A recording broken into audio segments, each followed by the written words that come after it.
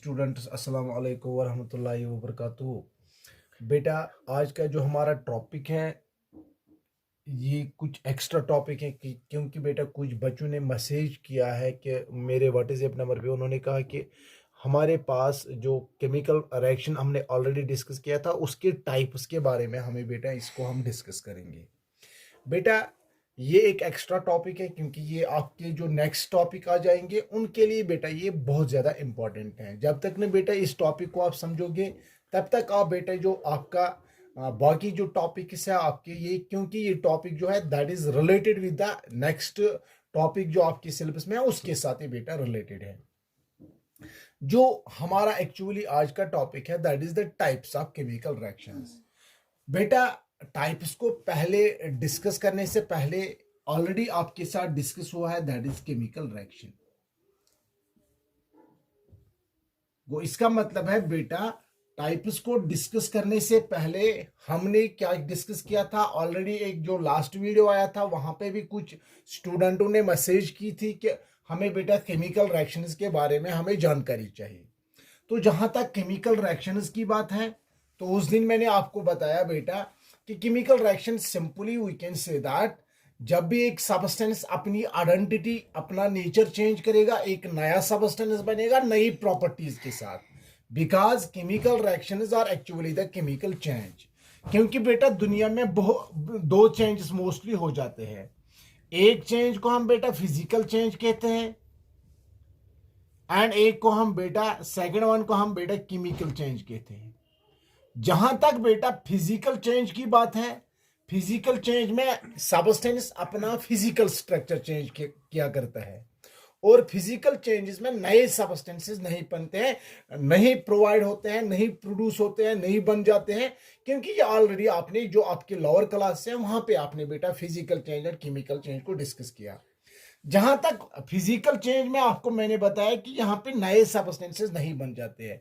For example आप घर में एक सिंपल एक्टिविटी कर सकते हो। If we cut the paper, अगर आप पेपर को कट करोगे पेपर छोटे छोटे पीसेस में डिवाइड हो जाएगा। इसका मतलब ये है कि पेपर जो है उसका स्ट्रक्चर यानी उसकी फिजिकल प्रॉपर्टी चेंज हो गई। बट अगर उसी पेपर को हम बेटा बर्न करेंगे वी विल गेट ऐश, हमें ऐश मिलेगा। वो इसका मतलब है कि जो केमिकल चेंज है, केमिकल चेंज में केमिकल कंपोजिशन एक ऑब्जेक्ट की चेंज हो जाती है, एक नया सबस्टेंस बन जाता है नई प्रॉपर्टीज के साथ। वो इसका मतलब है जहां पे भी केमिकल चेंज होती है वहीं पे केमिकल रिएक्शन होती है। अब बेटा इसको अगर हम डिफाइन करेंगे simply we can say that बेटा chemical reaction it is a process in which a substance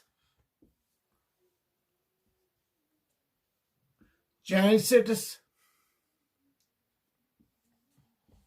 identity and nature to form a new substance with new properties।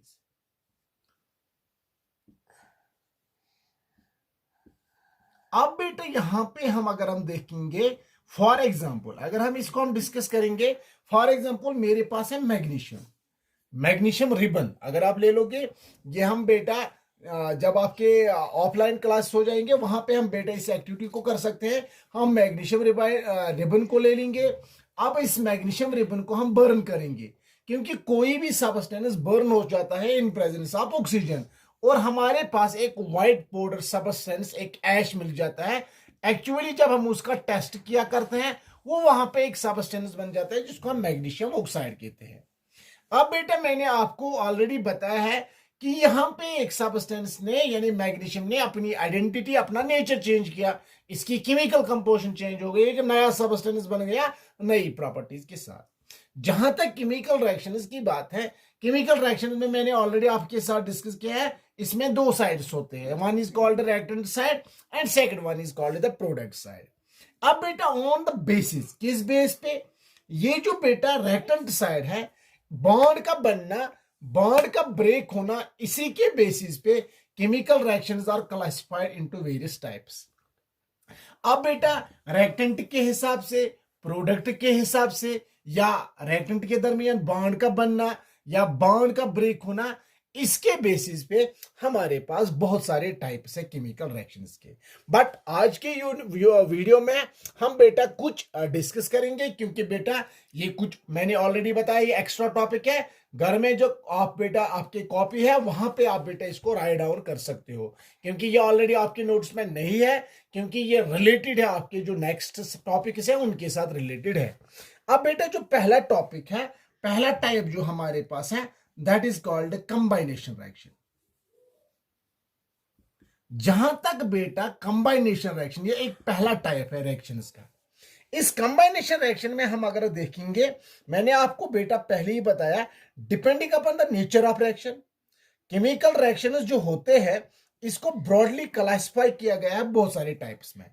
इसमें जो पहला हमारे पास टाइप है, that is called combination reaction. As the name indicates, नाम से ही पता चलता है क्या, those reactions in which two or more than two reactants combine together to form a single product. For example, यही एग्जांपल अगर हम बेटा ले लेंगे, अगर आप देखोगे मैंने अभी आपको बताया those reactions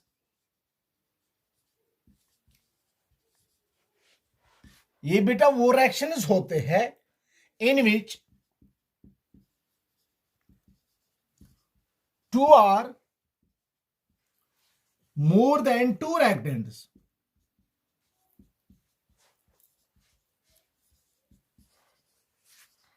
combine together to form a single product. अब बेटा यहां पे अगर आप देखोगे, हमारे डे टू डे लाइफ में बहुत सारे ऐसे रिएक्शंस होते हैं। आपके बुक में भी बेटा बहुत सारे रिएक्शंस हैं। क्या रिएक्शंस हैं, किस रिएक्शन को आप कंबाइनेशन कहेंगे? ये क्योंकि बेटा रिएक्शन में दो साइड्स होते हैं, reactant side and product side, जो ऑलरेडी डिस्कस हुआ है।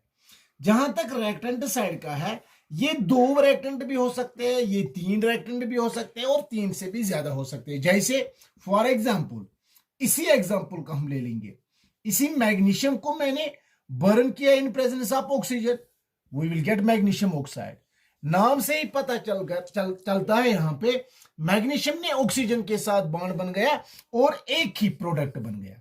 वो ऐसी रिएक्शन है जहां पे सिंगल प्रोडक्ट बन जाएगा, ऐसी रिएक्शंस को हम बेटा कंबाइनेशन रिएक्शंस कहते हैं।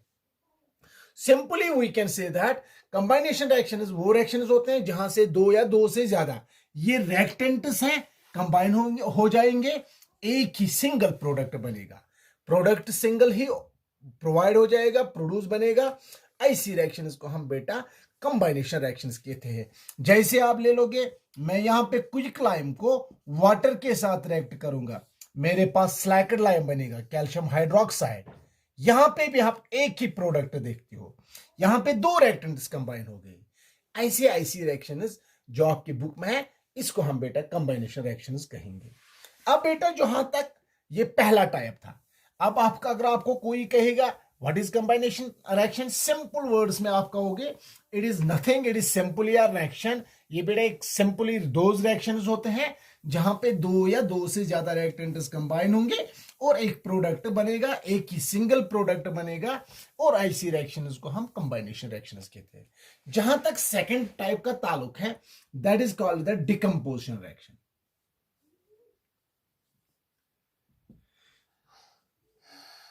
जहां तक डिकम्पोजिशन रिएक्शन का ताल्लुक है, इसको हम डिकम्पोजिशन रिएक्शन में हम सिंपली देखेंगे, जो डिकम्पोजिशन रिएक्शंस होते हैं, this is actually the opposite of the कंबाइनेशन reaction. ये कंबाइनेशन रिएक्शन का अपोजिट होता है। अब यहां पे क्या होता है, इसमें क्या होता है, ये बेटा सिंपली मैं इसकी डिफिनेशन यहां पे लिखूंगा, दोज रिएक्शंस, ये बेटा वो रिएक्शंस होते हैं इन विच है सिंगल रिएक्टेंट, इसमें एक ही रिएक्टेंट होता है, ब्रेक्स डाउन, ब्रेक डाउन, एक रिएक्टेंट ब्रेक होता है to give two or more than two products, दो या दो से ज्यादा प्रोडक्ट्स। अभी आपको बेटा ये पता चलेगा। डिकम्पोजिशन रिएक्शन सिंपली वो रिएक्शंस होते हैं जिसमें एक ही रिएक्टेंट होता है, वो रिएक्टेंट ब्रेक होके दो या दो से ज्यादा प्रोडक्ट्स आ जाएंगे। ऐसी रिएक्शंस को हम बेटा डिकम्पोजिशन रिएक्शंस कहते हैं, क्योंकि बेटा ये अपोजिट है कंबाइनेशन का। फॉर एग्जांपल अगर आपको कोई कहेगा कैसे हम बेटा इस डिकम्पोजिशन रिएक्शन को देखेंगे, जहां तक डिकम्पोजिशन का ताल्लुक है, हम यहां पे एक सिंपल एग्जांपल ले लेंगे। लेड नाइट्रेट को मैं ले लूंगा, ये एक हमारे पास केमिकल कंपाउंड है, दैट इज लेड नाइट्रेट है मेरे पास। अगर हम बेटा इस लेड नाइट्रेट को हीट दे देंगे, हमारे पास लेड ऑक्साइड बन जाएगा। इसके साथ साथ हमारे पास नाइट्रोजन डाइऑक्साइड निकलेगा, इसके साथ साथ हमारे पास ऑक्सीजन गैस भी निकलेगा। अब बेटा इस रिएक्शन से हमें पता चलता है रिएक्टेंट कितने हैं, एक ही रिएक्टेंट है। यही रिएक्टेंट हीट से ब्रेक होके दो या दो से ज्यादा प्रोडक्ट्स बन जाते हैं। ऐसी रिएक्शंस को हम बेटा डिकम्पोजिशन रिएक्शंस कहते हैं। अब जो बेटा डिकम्पोजिशन तब तक नहीं होगी जब तक ना हम इसको एनर्जी अप्लाई करेंगे। ये हमें एनर्जी अप्लाई करनी होगी, तब जाके आपका सिंगल रिएक्टेंट ब्रेक हो जाएगा। उसके बाद आपके पास दो से ज्यादा प्रोडक्ट्स आ जाएंगे। ऐसी रिएक्शंस को हम डिकम्पोजिशन रिएक्शंस कहते हैं। बट जो energy which we apply, the energy which we supply, जो हम एनर्जी अप्लाई करते हैं, we can use this energy, हम इस एनर्जी को अप्लाई करते हैं in the form of heat, in the form of electricity or in the form of light. वो दैट मीन्स ये डिकम्पोजिशन होती है वहां पे तो डेफिनेटली आपको एनर्जी प्रोवाइड करनी पड़ेगी, तब जाके इस सिंगल रिएक्टेंट में ये बॉन्ड्स ब्रेक हो जाएंगे, प्रोडक्ट्स दो या दो से ज्यादा आ जाएंगे। The energy which we supply, the energy which we apply, we can apply this energy in the form of heat, we can apply energy this in the form of electricity and in the form of light. अब बेटा यहां पे आपको याद रखना है कि energy हम तीन तरीकों से प्रोवाइड कर सकते हैं। If we apply the energy in the form of heat, then this reaction ये इसी का आप टाइप बन जाएगा, then this is called the thermal decomposition. इसको हम आप बेटा थर्मल डिकम्पोजिशन, वो सिंपली डिकम्पोजिशन होती है, आपको पता है सिंगल रिएक्टेंट दो या दो से ज्यादा प्रोडक्ट्स। अब जब रिएक्टेंट ब्रेक हो जाएगा, अगर हमने एनर्जी अप्लाई की इन the form of heat, then we can call it as a thermal decomposition. If we apply the energy in the form of light, then we can call it as a photo decomposition. Photo decomposition, या इसको हम photolysis भी कहते हैं। इसको photolysis, जैसे आप biology में पढ़ते हो, जब बेटा वाटर होता है फोटोसिंथेसिस में, जब वाटर ब्रेक होता है लाइट के जरिए, उसको भी हम बेटा फोटोलिसिस कहते हैं, फोटोलिसिस ऑफ वाटर। वो आपको बायोलॉजी में जब आप बेटा पढ़ोगे, फोटोसिंथेसिस एक प्रोसेस है, वहां पे लाइट रिएक्शन, डायरेक्ट रिएक्शन, वहां पे बेटा फोटोलिसिस ऑफ वाटर हो जाते हैं, वाटर बेक होता है लाइट से, वहां पे भी एक ही रिएक्टेंट और वहां पे हाइड्रोजन प्रोटॉन निकलता है, वो असेंबलेटरी पावर्स में यूज, वो आप बायोलॉजी में देखोगे। बट वहां पे भी एक रिएक्टेंट ब्रेक होता है, वाटर ब्रेक होता है लाइट के जरिए, यानी लाइट के जरिए जब भी कोई डिकम्पोजिशन होगी उसको हम बेटा फोटो डिकम्पोजिशन कहते हैं। अब बेटा तीसरा है, if we break this energy, यानी if we break this, if the decomposition occurs due to electricity, then we can call it as electrolytic decomposition. इसको हम बेटा इलेक्ट्रोलाइटिक डिकम्पोजिशन हम बेटा इसको कहते हैं। तो इसका मतलब है जब भी आपके पास डिकम्पोजिशन होगी, आप एनर्जी अप्लाई करोगे in the form electricity, we can call it as a electrolytic decomposition. इसको हम इलेक्ट्रोलाइटिक डिकम्पोजिशन बेटा कहते हैं, या जिसको हम इलेक्ट्रोलाइटिक डिकम्पोजिशन, या simply we can call it as an electrolysis. तो इस तरीके से हमने बेटा दो टाइप्स को डिस्कस किया है। अब बेटा यहाँ पे इसके साथ साथ मैं थोड़ा और ऐड करना चाहता हूँ, वो हम बेटा इंशाल्लाह नेक्स्ट वीडियो में, क्योंकि बेटा वीडियो ज़्यादा लंबा हो जाएगा, फिर ये अपलोड नहीं हो पा रहा है, तो दैट इज़ वाई हम इसको जो आपके एक्सोथर्मिक एंड एंडोथर्मिक, इसको हम नेक्स्ट वीडियो में हम बेटा इंशाल्लाह डिस्कस करेंगे। इसके साथ साथ डियर स्टूडेंट्स, नेक्स्ट वीक से परहैप्स अभी देखेंगे कि अभी बहुत सारे बच्चे हैं जो अभी जूम ऐप को रोकेस्ट जो है वो नहीं भेज पा रहे हैं, क्योंकि अभी तो अभी आउट ऑफ 150 से कुछ ही बच्चे, दैट इज 80 नियर अबाउट वही उन्होंने रिक्वेस्ट भेज दी है। तो रिक्वेस्ट है हर बच्चे से कि आप आपकी जो टीचमेंट ऐप है उसको डाउनलोड कीजिए और रिक्वेस्ट भेज के हम बेटा एक क्लास को बना सकते हैं, ताकि हम टीचमेंट ऐप को नेक्स्ट वीडियो से स्टार्ट करेंगे।